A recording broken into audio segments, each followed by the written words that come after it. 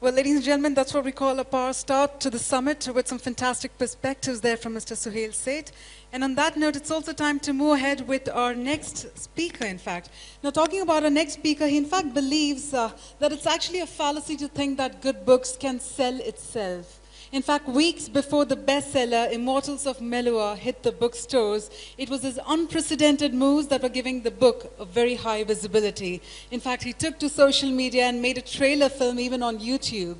What started off with the Immortals of Melua was soon followed with The Secret of Nagas and The Oath of Vayuputras, making the Shiva trilogy one of the fastest selling book series in Indian publishing.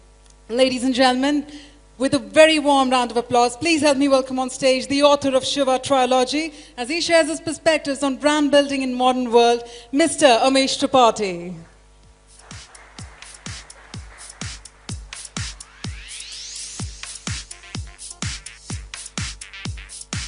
Hi guys, you're on? Yeah. Hi. I'm going to try and make my speech as short as possible. What I really love is question and answers, and I was told I should keep time for that. When my friend Rajesh, when he called me to come and speak here, I told him, look man, there are chief marketing officers, MDs, CEOs out here. Brand building के बारे में मैं क्या बताऊंगा उनको? So I was a banker who strayed into marketing. So he said, no, forget about your banking days. No one's really interested in my banking days. Try and speak about your books. And the marketing of the books. And the thought of my books and marketing actually reminded me of a conversation that I'd had with my CEO. I was a banker for 14 years, in fact, a financial services person. In my last few years, I used to look after marketing, product management, and service quality at an insurance company. And there's a conversation that I'd had with my boss, with the CEO of the company. This was when my first book had already been released. And by God's grace, it had done reasonably well. And we were discussing a brochure, a life insurance brochure. Now, how many of you guys have any association with life insurance? Have you worked for a life insurance company? Yeah, okay, oh, a few of you. Okay, sorry for you guys. There's this American film director who said there are things worse than death. Have you ever spent an evening with a life insurance guy? Okay. And we were discussing a life insurance company brochure. Yes, marketing was one of the departments that I headed. It was difficult for anyone to stay awake while reading that brochure. It's a life insurance brochure, yeah. So my boss, of course, he was trying to rile me. He said, look, you've written a book which people actually want to pay money for and buy. Why can't you write a brochure which also people would want to pay money for and buy? He was, of course, trying to rile me.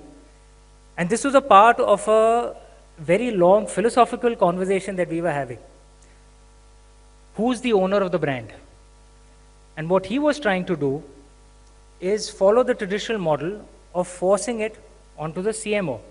That the CMO is the owner of the brand because the brand is built by all the communication that's done, nothing else. Whereas what I was trying to tell him, that no, communication is only a part of it. Every touch point with the consumer builds the brand. And your brand has to be in consonance with what the consumer is seeing. And that's where the debate was, because he was saying that, look, I can't trust the frontline sales guy, what he says to the customer. So I need your brochure to do the entire work. And I was telling him, how the hell can the brochure do that entire work? And this was the debate that we were having. And this is the thought that that I thought I'll build my speech on. That who's the owner of the brand in today's world? There was a time, 15, 20 years ago, in the wonderful age when consumers didn't have too much power, and brand building was a one-way monologue where we would come out with nice ads, and the consumers would simply accept what they were told. Or even if they had complaints, it's not that it could really build up into a movement because there's no way to communicate with each other. What has happened now is with the rise of social media, brand owners or communicators are less in control of their brand. Consumers are far more in control with what people think of the brand. In the older days, for example, if a book or a movie had to build its brand name, there were 10 reviewers who you had to manage. You know, each reviewer in one newspaper, each newspaper would reach out to 200,000, 300,000 people. As long as you made sure that those reviewers spoke well of your movie or your book, yeah, that opinion would become the received opinion. These days, it's not so anymore. There are 10,000 bloggers, each of them reaching out to 1,000 people. There are readers who have themselves become opinion makers through Facebook and social media. So are you, as the communicator, in control of your brand anymore? I argue no. You're actually just a facilitator. Now, if you are in this scenario, then how should you work with your brand? And I'll try and give you some examples of stuff that I've learned from the corporate world and stuff from my own little book marketing experience. I think the first lesson that I learned in the modern day, if you want to build your brand, is never promise what you can't deliver. In the olden days, you could get away with it. There are FMCG companies which used to promise an egg shampoo, and we've all had friends work in those companies, and we all know there was practically little or no eggs in those shampoos. But in the olden days, it didn't really matter. Today, if you try and make a promise which you can't really deliver on, you end up having problems. Let me give you a few examples. There's this company, I'm not going to give the name, an MNC travel agency in India, which had a very good idea. And the idea emerged from the marketing team that, look, there was a time when the only people traveling abroad were those Indians for whom their native language was English. But today, most of the people traveling abroad, in fact, most of the people with rising incomes are actually people for whom English is just the language at the office. The language of their heart, the language that they communicate in their culture, the language that they speak at home is not English. It could be Hindi, it could be Marathi, it could be Gujarati, Tamil, whatever. So we should have a travel program for these people, okay? That they will have guides who will, you know, speak their language. They will have communication material in their language whenever they travel abroad, blah, blah, blah. Essentially, a very good marketing idea. And they built a very nice marketing campaign around this, a TV program, everything. And the marketing was good. The problem was at the product delivery. Because when the consumers went abroad, their guides were essentially anglicized elite guys trying to speak Marathi. So they would pronounce Z as J, you know, and most Maharashtrians couldn't understand head or tail of what those guys were saying. It's like you've heard Hindi guys, you know, Hindi being spoken by people whose native language is not Hindi, whose native language is English, you know. Main wahan pe karta tha, you know, and you laugh at that and you don't really understand what they're saying. And that very good idea actually became a negative for them because people went back with dissonance. It's something that even I try to do with my book, that actually promise what you can deliver. In my book cover, I hope a few of you have read my books. How many of you guys have read my books? Oh, thank you. Good number. Those of you who haven't read my book, shame on you guys. Okay? There are bookshops available all over the city. Go buy it and read it. Okay? So when I was deciding, I'm closely involved in every aspect of my book. When we were working on the cover of my book, most of the ideas that were coming to me was, you know, because it's on Lord Shiva. So let's try and have some graphic designs. Let's try and show Lord Shiva in his mythical form. And I said, no, but that's not what the book is about. The book is about Lord Shiva based on a premise that what if we believe that Lord Shiva was a real historical man? So I was clear, I wanted a real life photograph. I don't want a graphic design. Because I don't want to promise something in the book which the book does not have. Because if I promise that actually it's a traditional mythological tale, most of the people who would buy such a book would probably feel a sense of dissonance, right? So promise what is actually there in the product. The second thing is, if you do want to promise something higher, the first step is make sure you get your product up to that level before you start promising it. I can't give you an example from my book on this because I'm a stubborn ass when it comes to my book. I refuse to change my book for any marketing activity. My book for me is sacred. When I write it, it's done. I refuse to change it for anything else. But I'll give you a very good idea that I heard from my wife. She'd heard it at a conference. There is this flower delivering company called Florista. Okay, I don't know how many of you guys have heard of it. It's a very good idea. Essentially, they deliver very hi-fi, flower arrangements. You can actually give them your entire year schedule of whatever birthdays, and they'll have that delivered. It's a very good idea. And they realized that they were actually facing a dissonance problem with their consumers because many of the delivery guys who were delivering those wonderful flower arrangements were dressed shabbily, were smelly, and that was actually destroying the entire, because if you want to deliver something to your wife and you want to make a good impression, and someone who doesn't really, who looks extremely messy lands up at the house and you're not there, she's not going to be too delighted about it. So they actually thought, and it sounds like a pretty minor thing, but that is also a part of the brand experience. It's not just the flower arrangement, it's not just the marketing, it's also the delivery guy.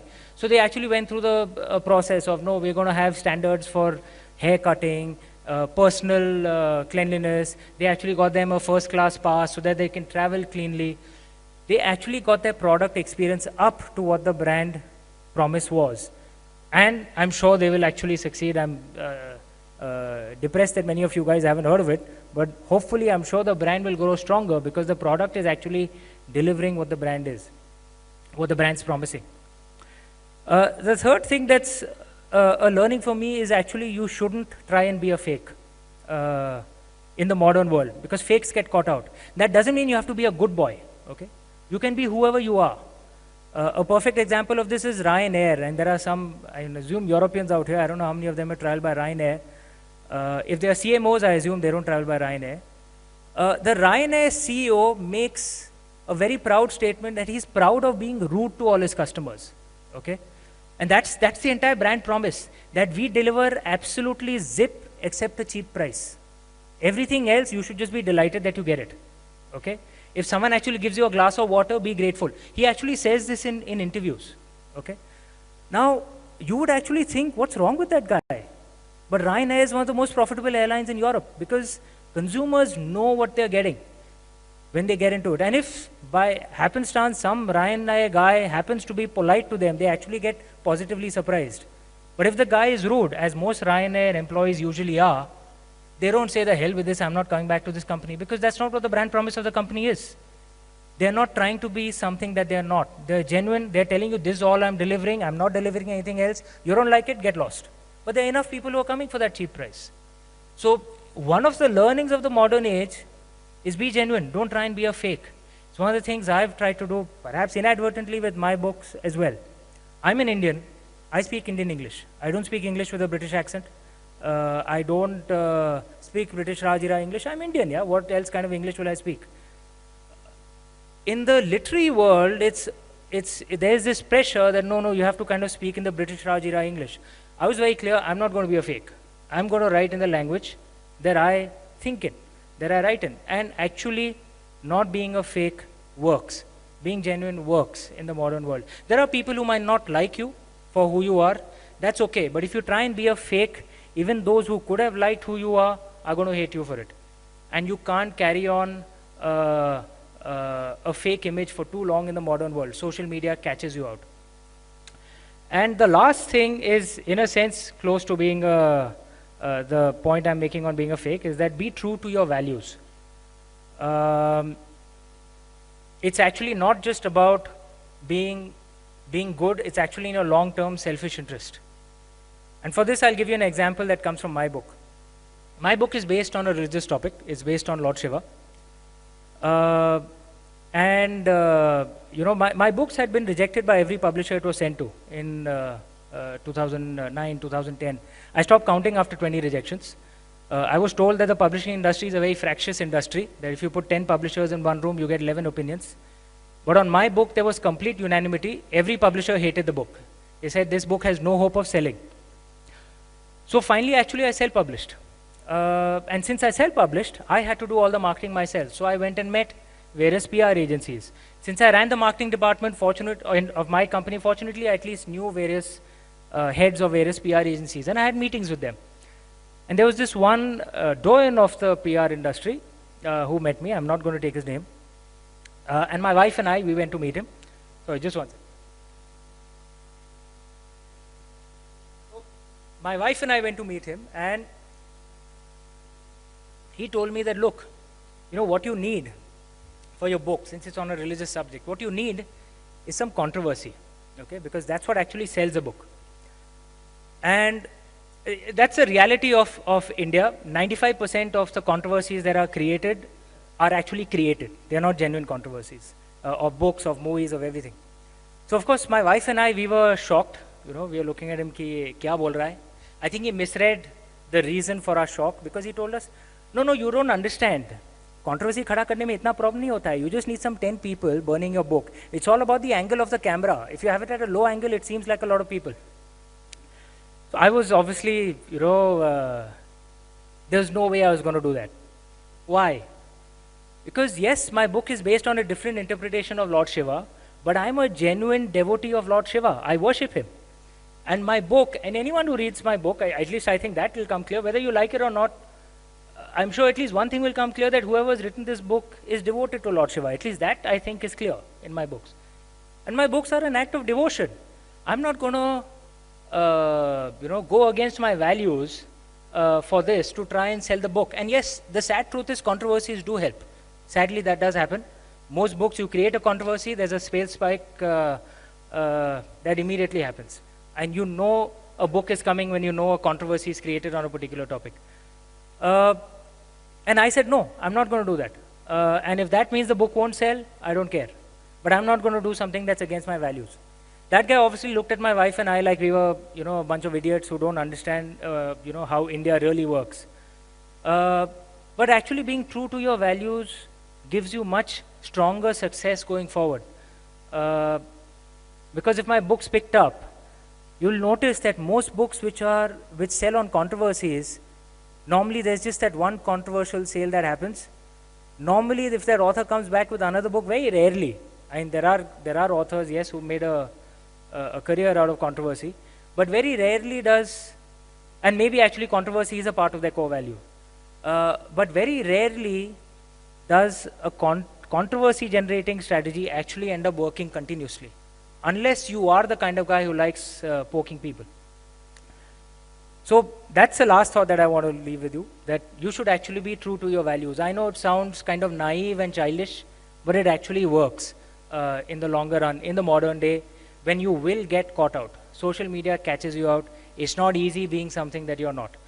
If you're genuinely a guy, if you're Sunny Leone, then, well, you are Sunny Leone. Don't try and be something that you're not. In the age of social media, you cannot be what you're not. That's the point that I want to leave with you. And you need to keep that in mind when you're building a brand. And like I said, promised short speech. Any questions that you guys have? Someone will hopefully take a mic around. And what's your name? Sorry? Mitsuba. Misbah. Okay. Misbah is the most powerful woman in the world right now, in this room right now. Whoever she gives the mic to can shout out how much ever they want. Thank you for that inspiring words. My question to you is... Sorry, could you introduce yourself before? Okay, hi everyone, I'm Shagun Walia from Reliance Digital. Hi. My question to you is, you rightly said that you have to be you while, and you have to build your own brands, that we heard. But my question is, how do you maintain your individuality or your core values in spite your corporate or might your seniors or superiors have different expectations from you? So there are times when you just can't be you. So how do we manage that? Okay, the first step in being you is knowing who is you. Correct. You have to you have to know who you are.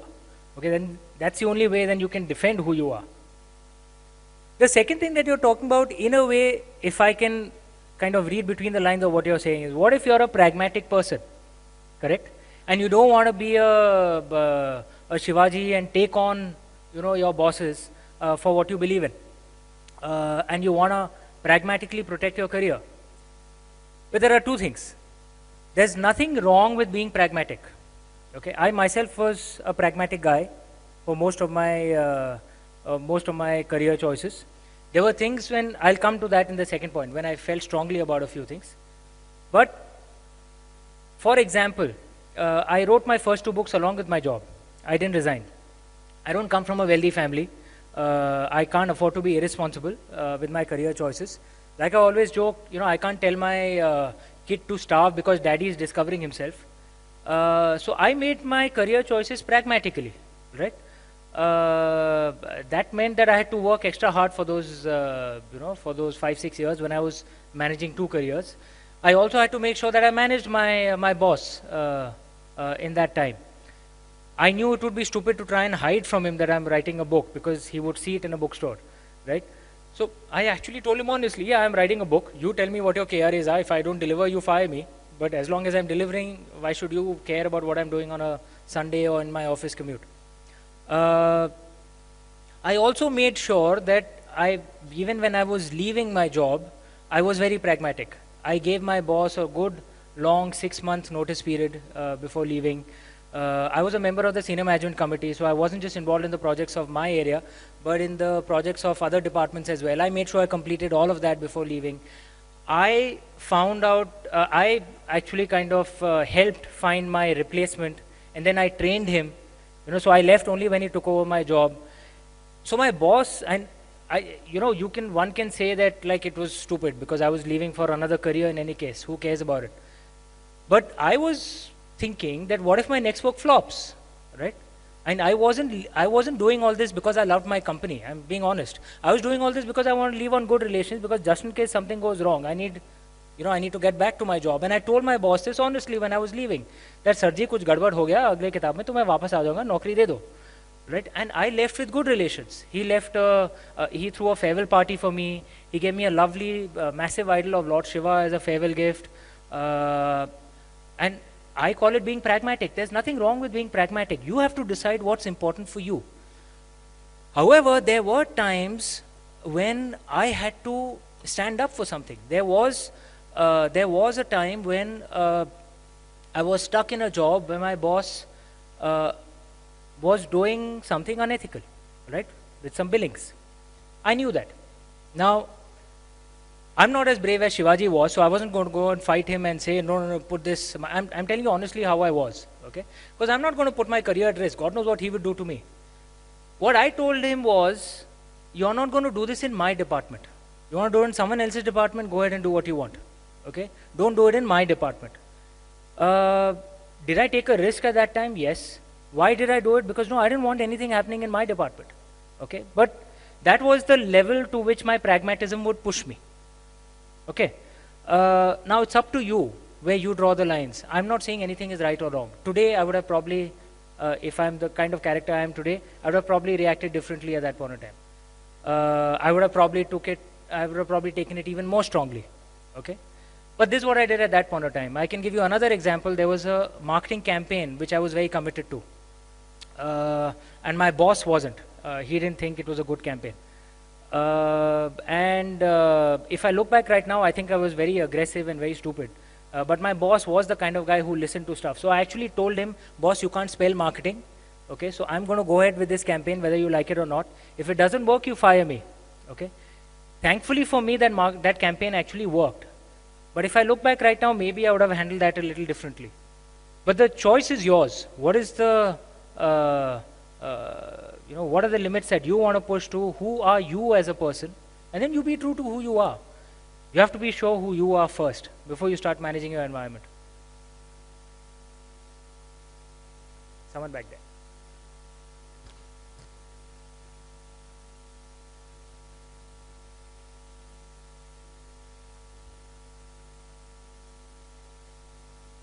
Yeah, this is Deepak Sethi from Solutions QED. Hi, sir. Amish, thank you for a very, very authentic presentation. Thank you. We connected with you. I'm Thank sure you. a lot of us Thank you. connected with you. My comment and question to you is regarding the use of the term in the modern world. So I totally endorse your principles. I think they're very, very eternal. I'm not seeing as to what is it in the modern world which makes them any more relevant. They were relevant, 20 years ago, they were relevant a century ago, and they're relevant today also. So I'm not actually seeing the relevance of the word modern world, and it's there in the title, and you also mentioned about it on a couple of times. If you could comment on that. Thank you. Okay, good question, philosophical question. I think in every age, we end up thinking that we are special in some way. And that's not something that's specific only of this age. It's true across various points of time in history. What is the reality? The reality is there's certainly things that one can learn from the ancients. And And that's part of actually what drives me. I believe there is a lot of wisdom in our ancients. And I'm not just talking about the ancients of India, the ancients of across the world, the ancients of Greece, the ancients of Egypt, of China, of Southeast Asia, the ancients of Mesopotamia. There's a lot that we can learn from them on how to lead our lives today. And that's essentially what philosophy is. Philosophy, sadly, has been reduced to a subject in the humanities stream in college these days, where people who are so dumb that they can't get into, let alone science or engineering, but they can't even get into English literature or history, they study philosophy because you have to graduate in something. That's not the way it was in the ancient times. Philosophy was the first subject that you studied, because philosophy is the art of living your life. And what's the point of living your life if you don't know how to live your life? There are a lot of things that we can learn from the ancients, but there are many ways in which each age is unique in its own way. There are things that we are faced with right now, which maybe people in the ancients did not face. How you live your life, if you can somehow be true to yourself and still have a perspective of the wisdom of the ages, then you can actually lead a successful life. That's the way I see it. I don't know if I managed to answer your question.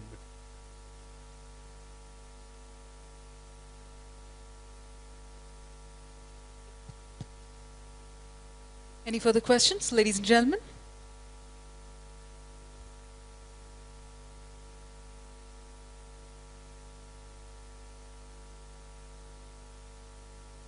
You done? Okay. Thank you. Thank you very much.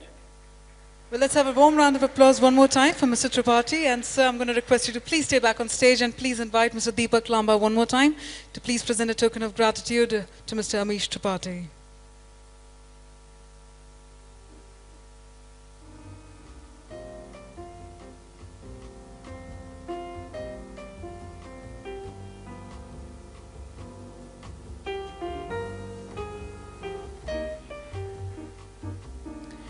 Thank you once again, sir.